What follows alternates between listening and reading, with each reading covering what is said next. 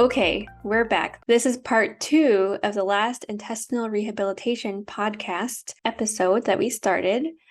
Just to give a reminder, we were talking about the step procedure for patients with short gut. We talked about the indications for doing it, which patients would benefit from the step procedure, and we even went through some of the operative techniques with Dr. Wales. In this part 2, we're going to talk about some post-operative considerations. As a reminder, I'm Ellen Encisco. I'm Tombash. We're research fellows at Cincinnati Children's Hospital Medical Center. And this is Stay Current Podcasts.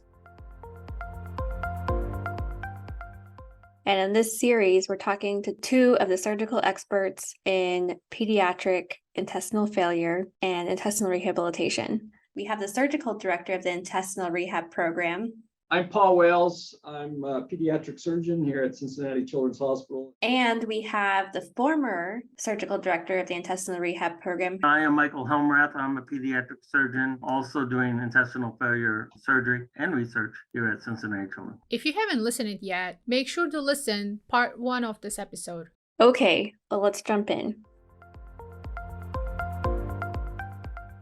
There's a lot of enthusiasm about different things at different times. Step procedure be an example of that. Like any new tool in our toolbox, everyone jumps on a bandwagon.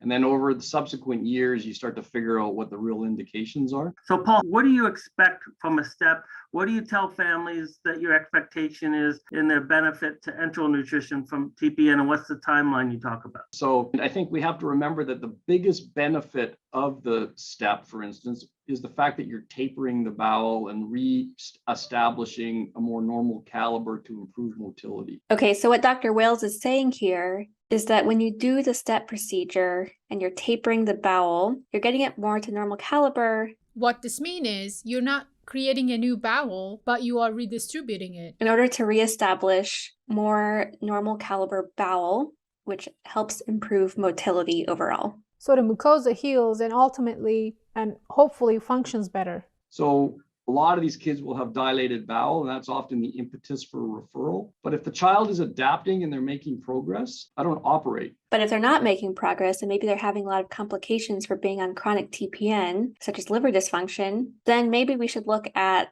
their anatomy, their bowel anatomy, and think about doing surgery. So Paul, the kid can't tolerate any feeds. He's on 2 cc's an hour and still throwing up. And so what Dr. Helmrath is asking is, what if we have a child who's on a really low rate of feeds, but still throwing up? What do we talk about then?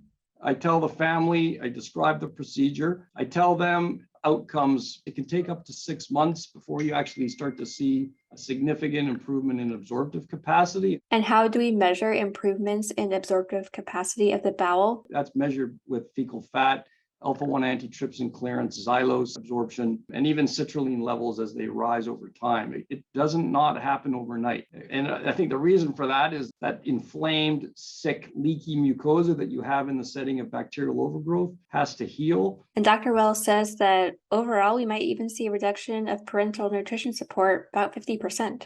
Half of the people that have a step will have progression of improved enteral tolerance. Half will have actually a worsen. And so that 6-month time Paul is talking about is very critical for you to analyze how the patient is moving forward. So Dr. Helmrath is saying here is that the decision to do a step procedure requires a lot of thought beforehand.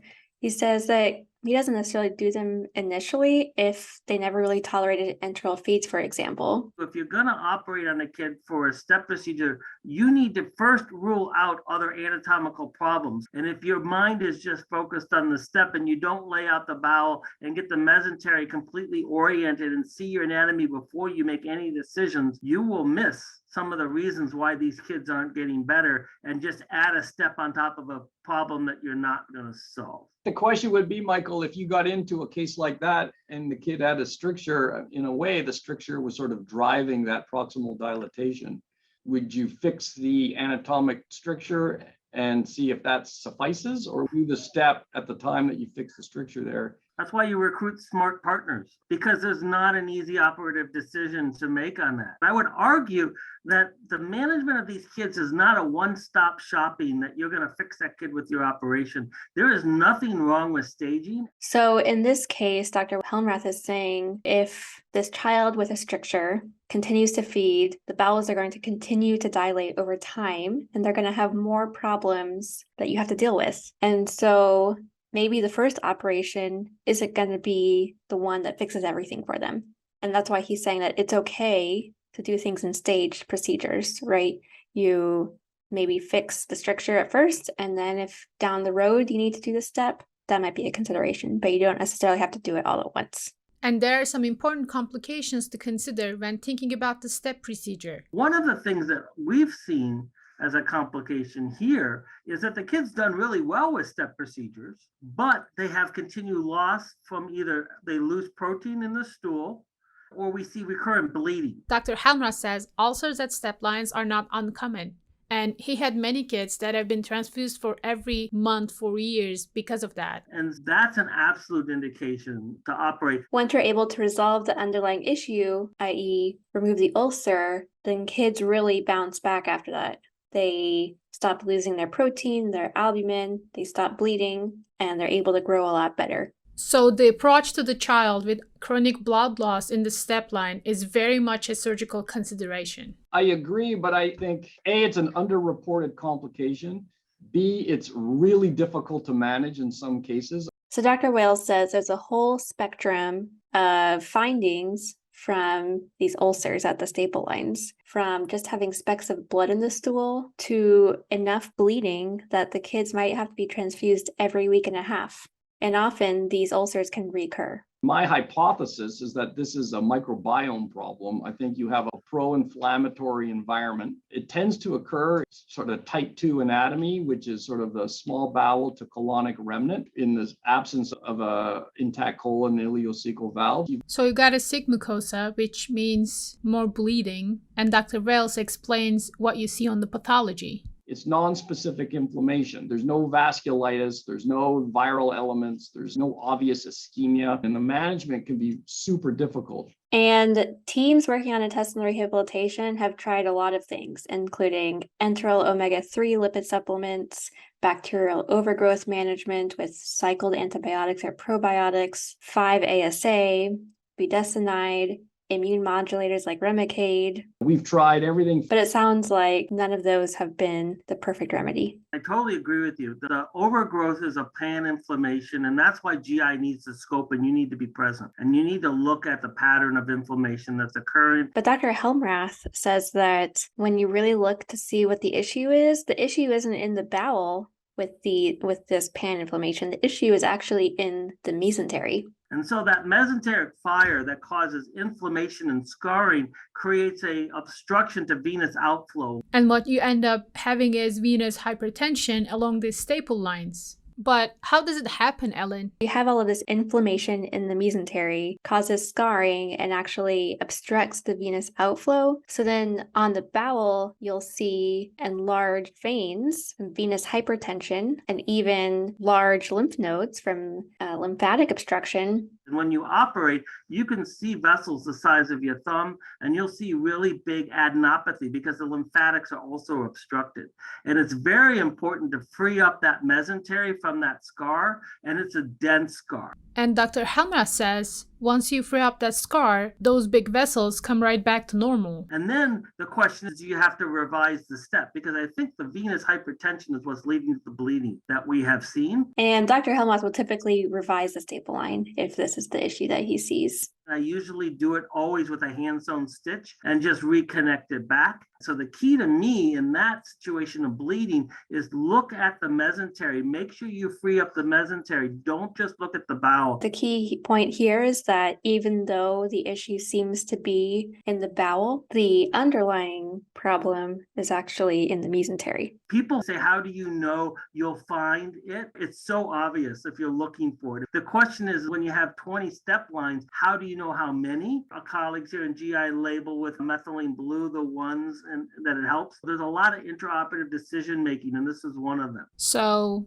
If I need to learn one thing from this episode, that would be highlighting the fact that you gotta look at the mesentery in these patients. Is it almost an expectation as a part of caring for these patients postoperatively that you're going to have to go back and maybe make revisions, do a staged approach? Does that sound about right? First of all, most of the referrals, they've had multiple operations typically before they've come to you. So keep your eye on the horizon, which is what can we do to try to optimize this kid's anatomy? And if you think about that plan, it may not be conducive to just one operation today. You have to set yourself up sometimes planning for the next case. So it sounds like doing things in a staged fashion is totally typical for this patient population. If you read my op notes, I'm only talking to myself, and I'm telling myself, when you're back, this is what you want to do, orientation and landmarks and what I did. And it's not that I expect to have to always operate again. You know, these kids are going to grow and develop. As they grow and develop, more issues might arise. And Dr. Helmrath has an advice. Try not to be the hero. Try not to do everything, especially the first week in life. Understand biology and physiology and growth is a spectrum and optimize it. You have to be involved with the process.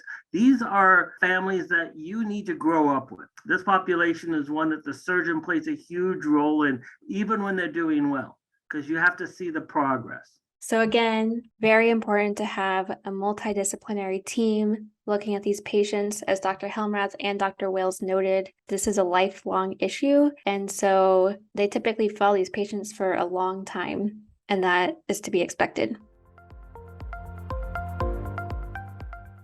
So in this episode 4, between parts 1 and part 2, we reviewed the surgical management of patients with short gut, specifically talking about some of the details preoperatively, operatively, and postoperatively for the STEP procedure. Don't forget, if you didn't already, take a listen to part 1. It had a lot of great details in there. As always, don't forget to subscribe to our YouTube channel, leave us a comment on Apple Podcasts or Spotify, wherever you're listening. Download the Stay Current in Pediatric Surgery app, where you can listen to more of this series. I'm Ellen Encisco. I'm Tombash, and this is Stay Current Podcasts.